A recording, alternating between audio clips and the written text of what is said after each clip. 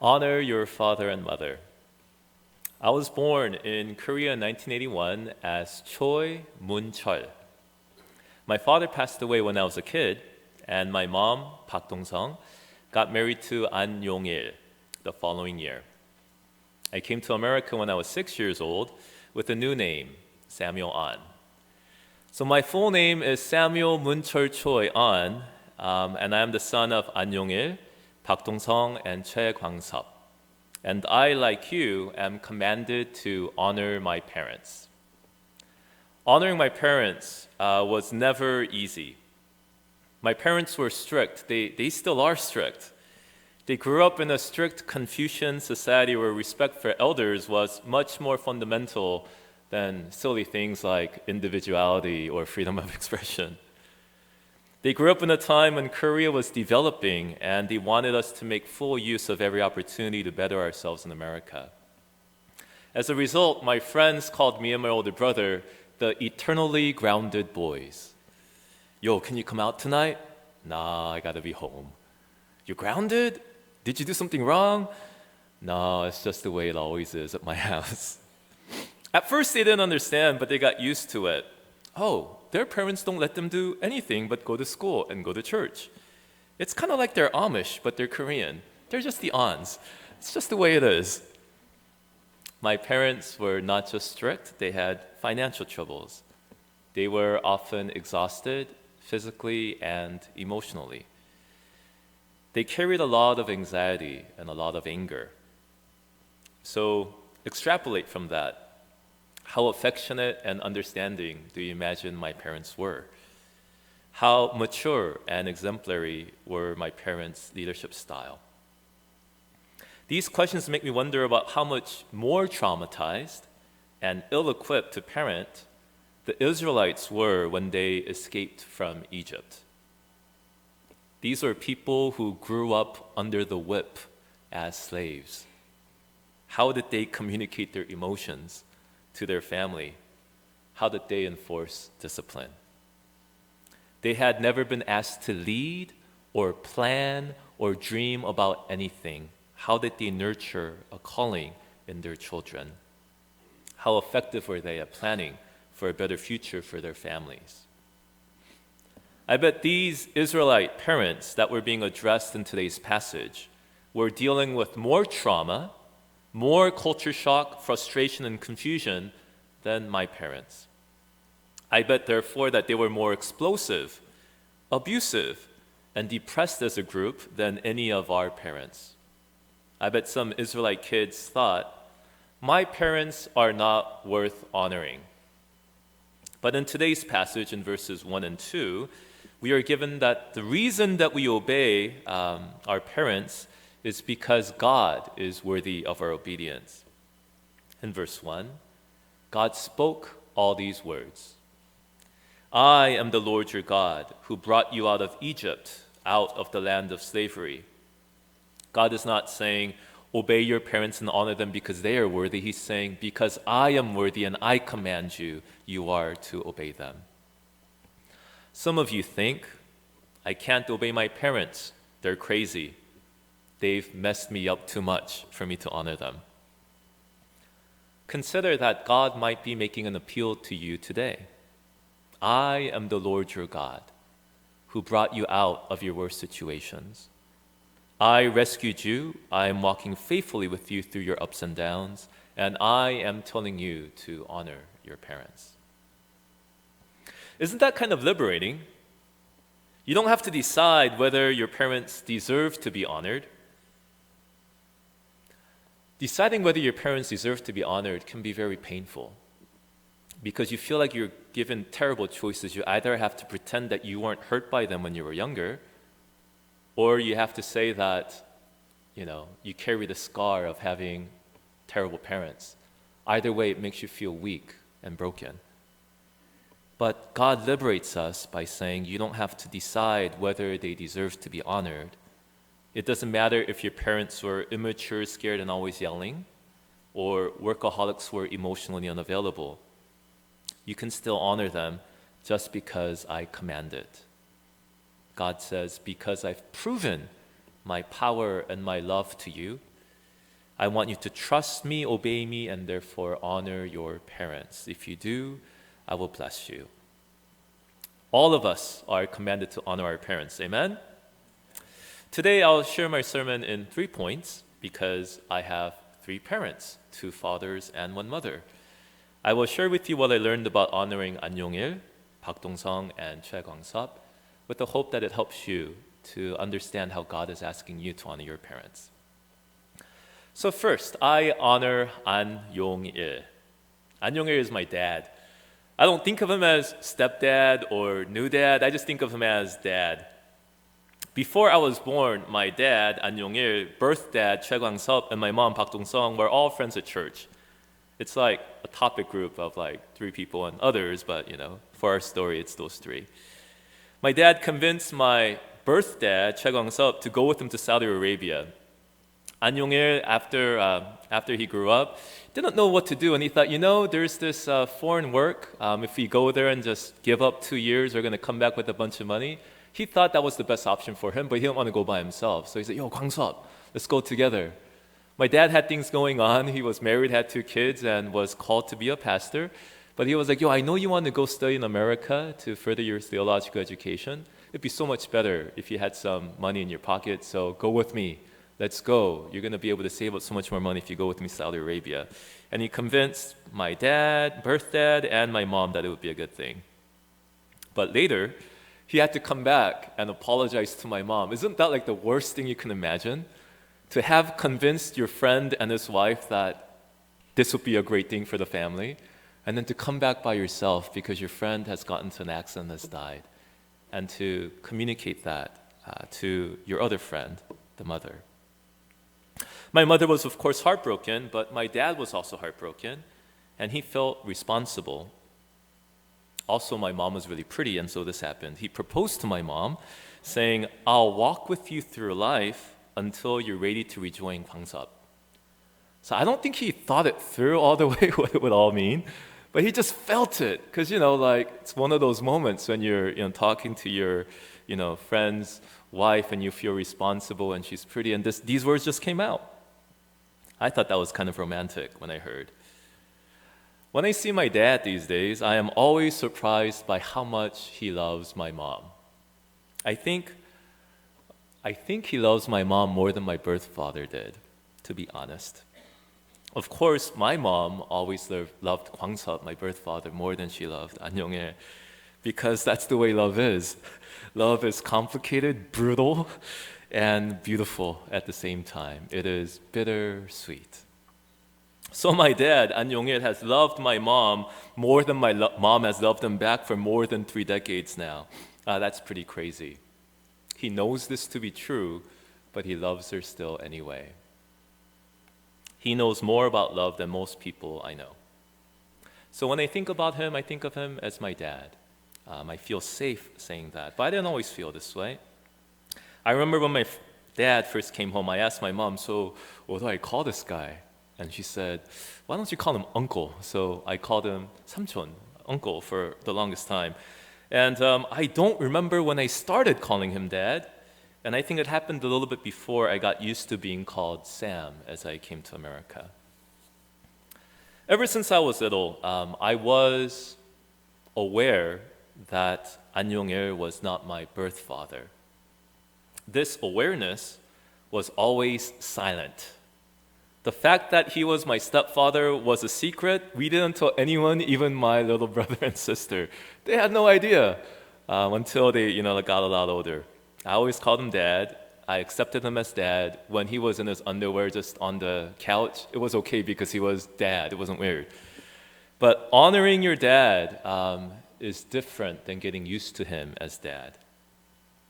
I thought I was an exemplary kid at honoring my dad because I was bowing all the time. I bowed when they woke up. I bowed when they went to sleep. I bowed when they went out to work. I bowed when I came home from school. I bowed all the time when I saw them. And then they said, bow to all of our acquaintances.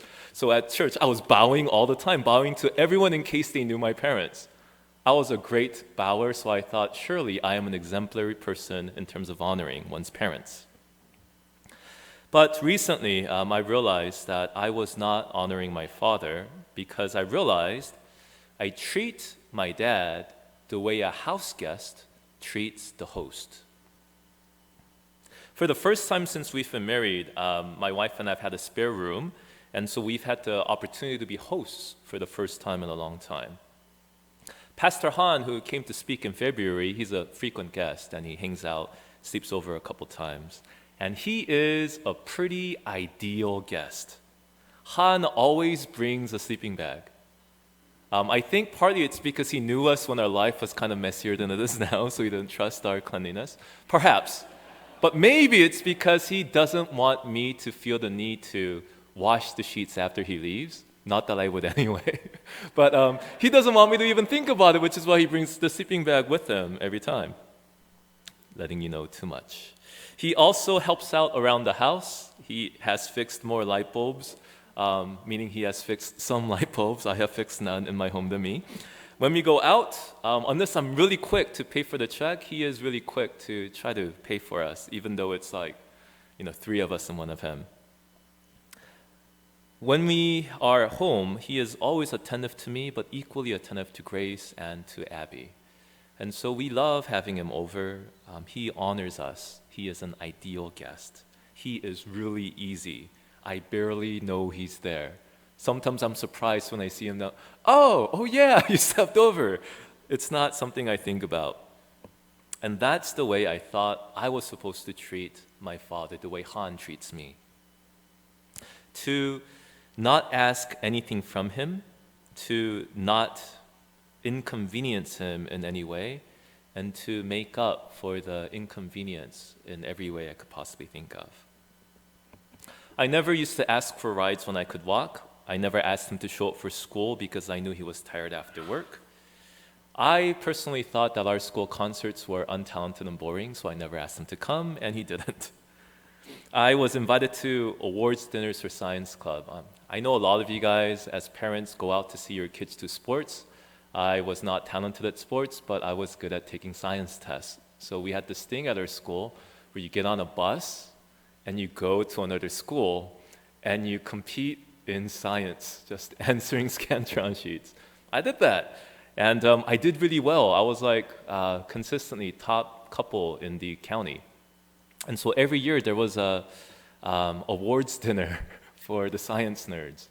And my science teacher was always like, hey, you should get your parents to come and you should go. And I was like, overpriced American food and awkward conversations? I think my dad would say no thanks. And I just said, no, it's okay. And I never went.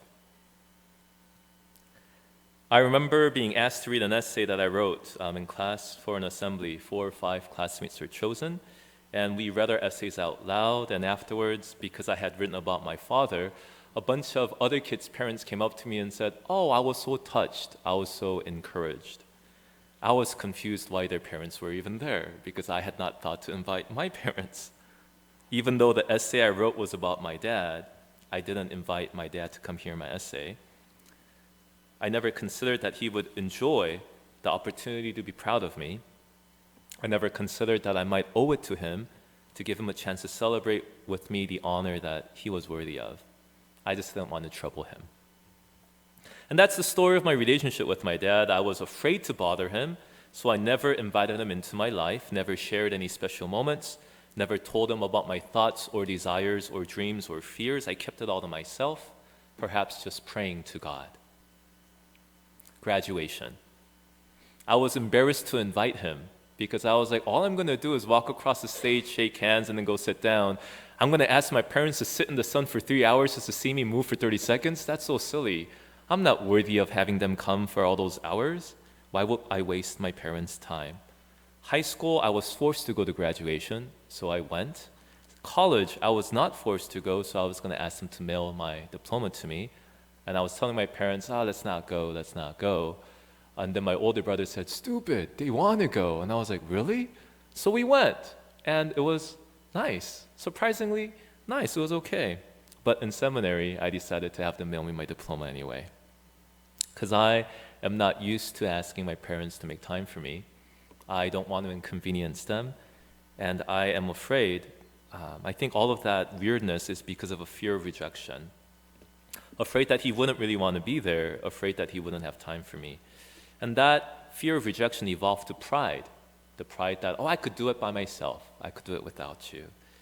And that fear of rejection and that pride led me to lose a great amount of intimacy that I could have otherwise had with my father.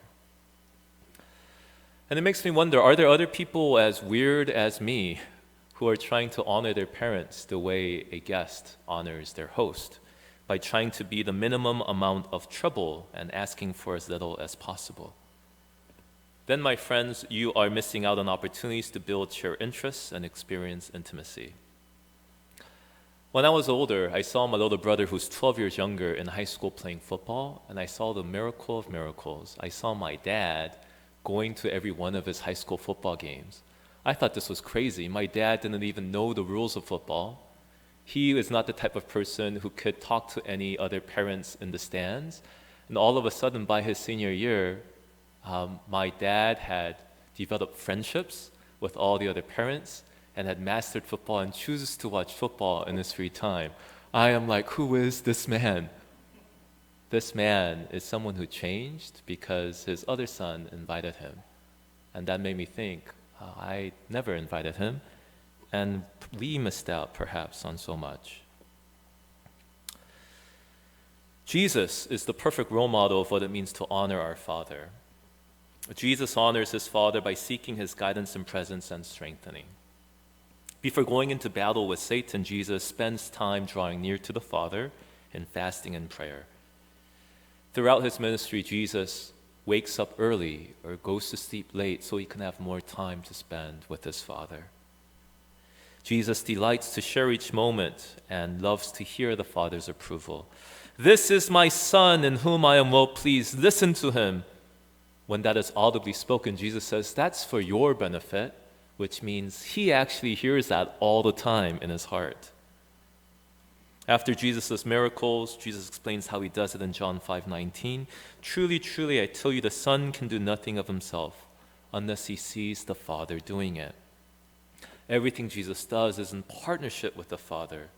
Do you not believe that I am in my Father and my Father is in me? He asked the disciples who are questioning, show us the Father, in John chapter 14.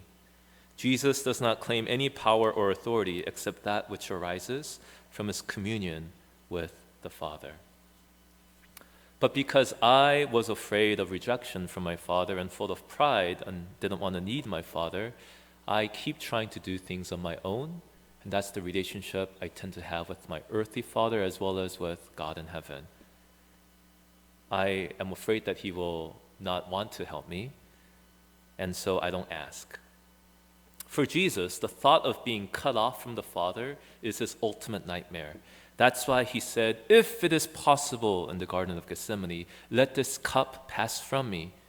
Because for Jesus, imagining a life without being in dependence and experiencing the affirmation and closeness of the Father was the worst thing imaginable.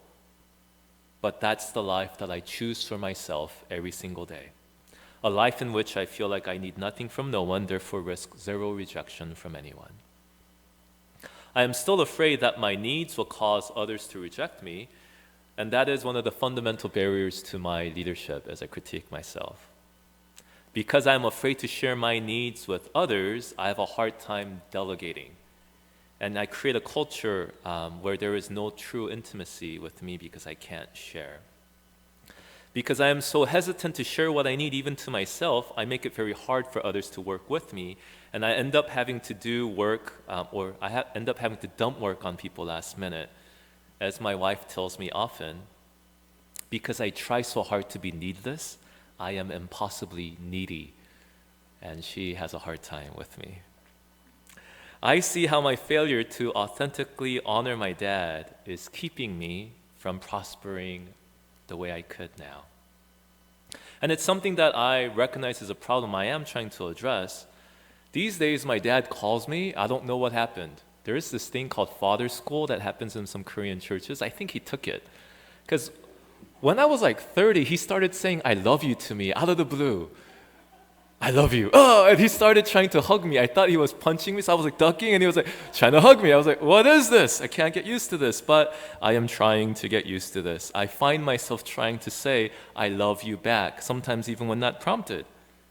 I try to talk to him about what's going on in my life. It's weird. Oh, so Dad, this is going on. It's like I've never said that before. So I'm just telling him, not just I need you to do this or I can do this for you. It's just, so this is going on. Just sharing something that I'm interested in. It's something that I'm awkwardly trying to learn. To live like a good house guest is an insult to our Father. It's an insult to the Father on earth who loves us, and it's also an insult to the God who loves us as his sons. Do you know the story of the prodigal son? The guy who runs away, and he has a brother who is working so hard. And I see myself as that brother often. The father says to him, "Don't you know that you are my son and everything I have is yours?" And I'm like, no, I don't know that. Because I feel like I have to be as needless as possible in case I inconvenience you, in case I cause you to reject me. And so I am stressing myself, trying to earn my keep, unable to understand the grace that flows from the Father. So I ask you to do what I am terrible at doing and honor your parents. Risk rejection, invite their investment, and learn to receive, for that is the most basic part of how we honor our parents. Amen? I honor Pak Dong-sung, my mom. It is easy to honor my mom in a way because she loves me so extravagantly. You know how BTS has an army? I have my mom. It's kind of the same thing. She is always trying to do stuff for me, always cutting up fruit for me late at night, always asking if she can feed me, always trying to be encouraging. She believes in me, believes that I can do anything. I'm always trying to set goals that I know I can achieve so that I don't risk disappointing myself. And she is always asking me to do impossible things. And a lot of the time as I submit and try my best because she is so forceful, her faith becomes true. My mom believes in me. In a crowded room of talent, my mom believes I'm the best. She's a weird fan like that, and she prays for me. How do you respond to a person that loves you and believes in you so much? I should try to encourage her and believe in her, but I don't. Something happened when I was little that impacted our relationship for a long time. When I was a kid, my mom was sometimes depressed, as you can imagine, being a woman, new to a country, not speaking the language, being surrounded by your sons from your previous marriage, a little girl and a little boy from your new marriage, and feeling a little bit lost sometimes. For whatever reason, she felt like I was the safest person to talk to. So she'd be like, "Oh, Sam, come over here." And then she would just tell me things. And at first, I tried to be polite, but it felt like I was drowning. I felt like the secret thoughts that she had, the deep thoughts that she shared, her disappointments, her worries, her struggles, it made me feel like I was choking. And I remember one day saying, stop, I can't take it anymore. And I literally ran away from her to the next room. And I said, don't do that to me again. And I never wanted to listen to her after that. Whenever she started kind of opening up, whenever she started kind of sharing deeply, I wanted to push her away in a way. But she is the one who loves me so much, one who believes in me so much, so I decided I have to do something, but I don't want to listen to her, and so I decided to give her money. So ever since I was like 19, 20, I just earned money and I put it in her hand, and in my mind I was like, don't talk to me about your problems, I can't handle that, but here's money, yay us. And I felt powerful as I did it, and I felt like her life was better because I did it. And that's the way I honored my mom. I gave her money so that she could protect herself. She could protect her reputation by buying food for her friends. She could protect her reputation by contributing to causes that she cared about. I wanted her to honor herself. But what's that expression about the difference between giving a man a fish and teaching a man how to fish? The difference between giving your mom money and believing in her that she can actually become someone on her own. Reflecting back, I think I was somehow supposed to teach my mom how to fish when I was like 20. I think I was supposed to take the money and ask her, hey, what do you think your calling is? Do you want to invest in your education in some way? Or do you want to start some sort of business? Is there anything you want to do? I think those were the questions I was supposed to ask. I was supposed to ask about what her passions were, what her calling was, but I didn't want to ask because I didn't want her insights to come out on me because I was afraid of it. At the very least, I think I was supposed to encourage my mom to develop hobbies and interests so that she could feel like she had purpose after I moved out and my siblings moved out, one after the other. I could have done much more to help her feel like she belonged in America, that she had a God-given purpose here. I could have helped her improve her English. I could have introduced her to some community organizations. I could have told her the way she told me that anything is possible. If she could believe that I am literally the best pastor in the world, and she believes this, why couldn't I believe that she could learn English? Why couldn't I believe that? Why couldn't I tell her that she could be the best realtor in the world? Why couldn't I tell her that she could be great at learning new skills, making new friends, and serving the needs in her community? Back then, I couldn't imagine my mom being able to do anything in America outside of feeding our family. I didn't want to see her go through a learning curve. I didn't want to experience embarrassment on her behalf as she would face hardship, doing all the tough work of embracing a new phase of her life and calling. So I gave her money so she could continue to live comfortably in our safe Korean bubble. But now I've got my own family and I can't give her money anymore. And I still have a hard time listening to her problems. And so I just don't call her anymore. I used to force myself to call her once a week, but I've gotten out of that habit as well. I always babied my mom ever since I was 20. I always felt like I had to protect her. But now I'm realizing that I wasn't honoring her. Maybe one day, if she's really old or sick, that's what I should be doing. Just putting money in her hand, patting her on the shoulder, and taking her out to eat. But even though she's older now than when she was in her mid-40s, when I think about mid-40s now, I'm like, it is ridiculous how weak I thought my mom was when I see others who are mid-40s and thriving. Now I try to worry less about the growing pains my mom might have to experience. I try to recognize that I was taking the lazy and the faithless and godless way of honoring her. And I try to pray about what my mom is supposed to do with her life, with the remaining years that she has. Because to honor my mom is to cheer her on as she follows Jesus to do the good works that God has prepared in advance for us to do. Not just loving her kids and husband, but all the additional good works that God has planned for her to do. It might be as simple as finding a part-time job that helps her experience purpose and greater sense of control. It might be encouraging her to vote because she became a citizen recently and informing her about the candidates and issues so she can inform others. It might be as simple as encouraging her to join a club of people who walk in the mall to exercise. Who knows? Her calling might even be to serve as a foreign missionary or to start a new business and bring employment to others. The point is, I shouldn't pray it safe. I should pray dangerously, pray boldly with the same courage with which she prayed for me. And I should invest time in talking to her instead of avoiding her because I feel guilty about the things that I no longer can do for her. There's a verse that I used to cling to when I was in high school in Psalm 118, verse 17. I will not die, but live and will declare what the Lord has done. There were times when life felt so stressful and I felt like I was facing such crazy odds trying to do things that I felt unprepared for. But I said to myself, I will not die, but I will live. I will succeed and I will declare what God has done. I prayed to overcome the odds and I succeeded because my mom was influencing me, encouraging me, and praying for me. And to honor my mom is to do that for her. I want her to believe in her calling, to discover it and overcome great odds, to be victorious in giving God glory, to fulfilling her calling. That is to honor her. I honor Choi Kwang-sop. When I was little, I wondered how God could be good when God allowed my father to die. I imagined how unfair my dad would feel about his death. I imagined my dad rolling up to heaven and being like, what gives to heaven? What went on? I was trying to make money so I could go to America to be a seminary, to be a pastor for you.